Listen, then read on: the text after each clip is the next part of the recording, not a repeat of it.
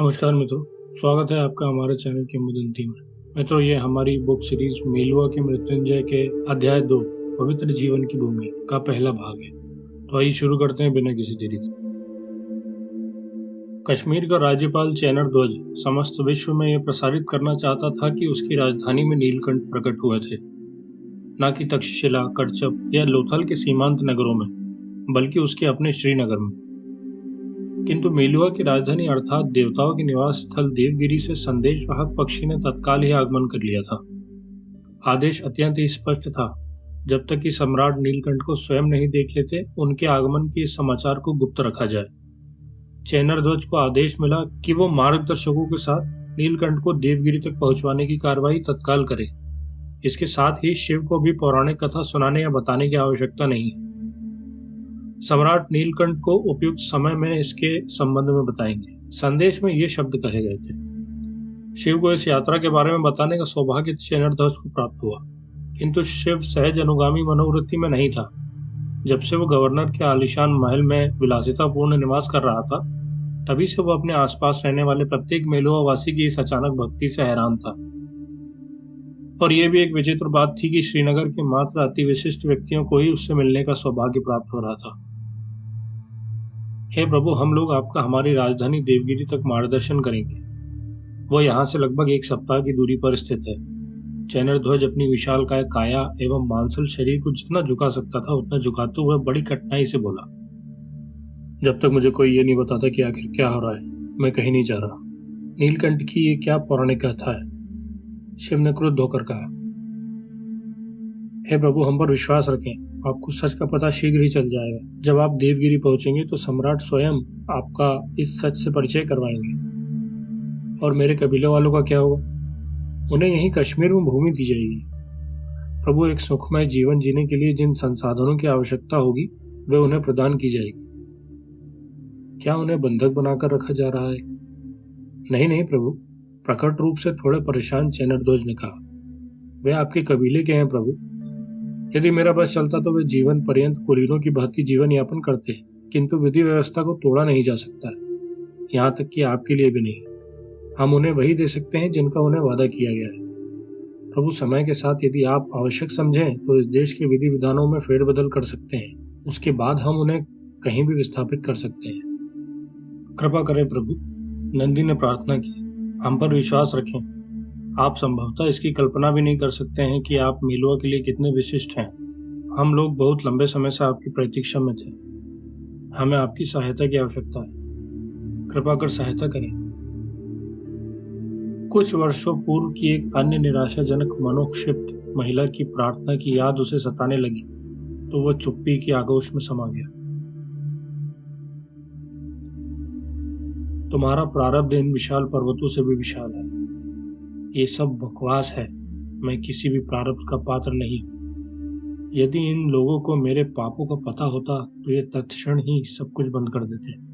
शिव ने मन ही मन सोचा और भद्र से कहा, भद्र, मुझे कुछ भी समझ नहीं आ रहा है कि मैं क्या करूं। शिव अपने मित्र के साथ डल झील के किनारे राजसी बाग में बैठा हुआ था।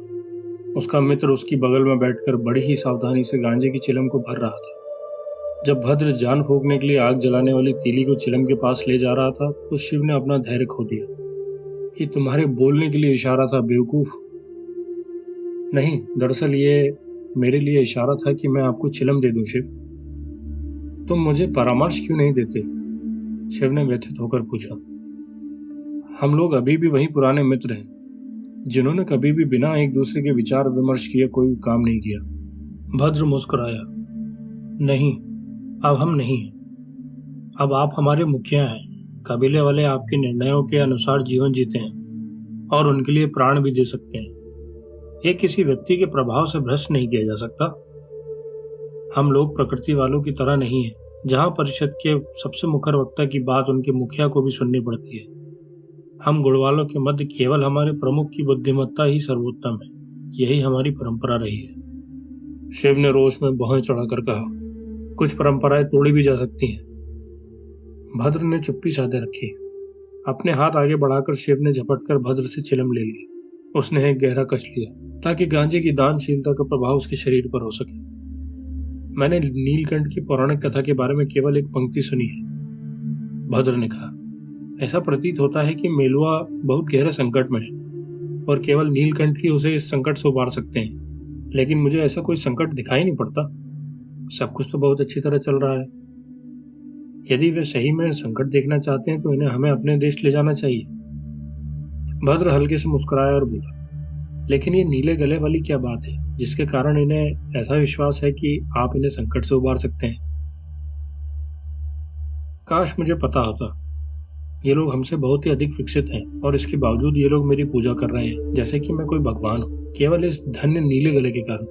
चाहे जो भी कहिए, मुझे ऐसा लगता है कि इनकी औषधियाँ जादुई हैं। क्या आपने महसूस किया है कि मेरे पीछे कुबड़ था वो कम हो गया है?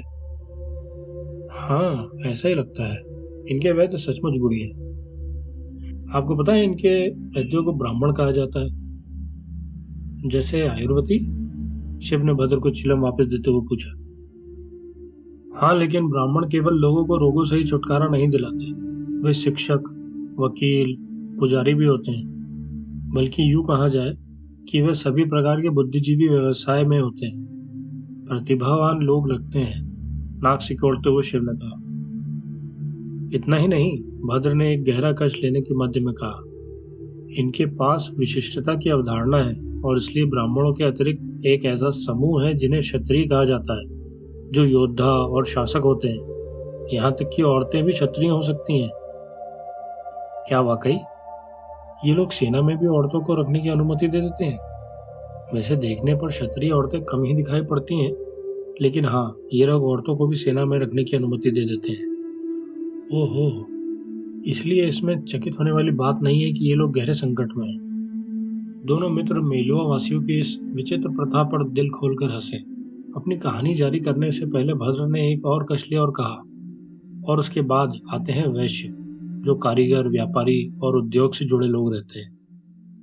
और अंत में आते हैं शूद्र, जो किसान और मजदूर होते हैं। और एक बात यह भी अजीब है कि एक जाति के लोग दूसरी जाति का काम नहीं कर सकते। जरा रुकना, शिव ने भद्र को मध्य में ही रोकते हुए पूछा। इसका मतलब यह है कि चूंकि तुम योद्धा हो तो तुम्हें बाजार में व्यापार करने की अनुमति नहीं होगी? जी हाँ। ये तो बड़ी बेवकूफी है। तुम मेरा गांजा कैसे ला पाओगे? आखिरकार यही तो एक वस्तु है जिसके लिए तुम उपयोगी हो। ये कहकर शिव भद्र के मजाक भरे मुक्के से बचने के लिए एक और झुक गया। ठीक है, आराम से। वो हंसा और उसने हाथ बढ़ाकर भद्र से चिलम ले लिया और एक गहरा कश खींचा। हम लोग वो सब बातें कर रहे हैं, उस एक बात को छोड़कर जिसके बारे में हमें बात करनी चाहिए। शिव एक बार पुनः गंभीर हो गया। इनके तरीके सही में विचित्र हैं, लेकिन अब मुझे क्या करना चाहिए? आप क्या करने की सोच रहे हैं? शिव ने दूर उस बाग में अपनी दृष्टि घुमाई, जैसे कोने में खिले गुलाब के फूल को देख रहा हो। मैं एक बार फिर से भागना नहीं चाहता। क्या? भद्र ने शिव की उस संतप्त फुसफुसाहट वाले स्वर को न सुनने के कारण पूछा। मैंने कहा कि मैं दोबारा भागने के अपराध बोध को सहन नहीं कर पाऊंगा। वो आपका दोष नहीं था। हाँ, वो मेरा ही दोष था। भद्र चुप्पी लगा गया। इसके बाद कुछ भी नहीं था जो कहा जा सकता था। अपनी आंखों को ढकते हुए शिव ने गहरी सांस लेते हुए पुनः दोहराया, हाँ, वो मेरा ही दोष था।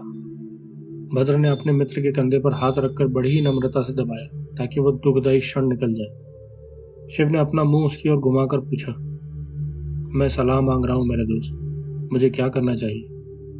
यदि इन्हें मेरी सहायता की आवश्यकता है तो मैं इससे मुकर नहीं सकता। साथ ही मैं अपने कबीले को अपने भरोसे पर रहने के लिए कैसे छोड़ सकता हूँ? मैं क्या करूं? भद्र शिव के कंधे को लगातार पकड़े हुआ था। उसने एक गहरी सांस ली। वह इस प्रश्न का उत्तर पा चुका था। वह उत्तर उसके मित्र शिव के लिए तो उचित हो सकता था, लेकिन क्या वह उत्तर उस शिव के लिए उचित था जो एक नेता था, एक प्रमुख था? इसके बारे में आपको ही सोचना होगा शिव। यही परंपरा है। तुम भाड़ में जाओ यार। शिव ने चिलम भद्र की ओर उछाल दिया और वहां से तीव्रता से निकल गया। तो मित्रों, यहाँ हमारा मेलुआ के मृत्युंजय के दूसरे अध्याय का पहला भाग समाप्त होता है। हम आपसे फिर मिलेंगे इसके अगले भाग के साथ। तब तक के लिए धन्यवाद।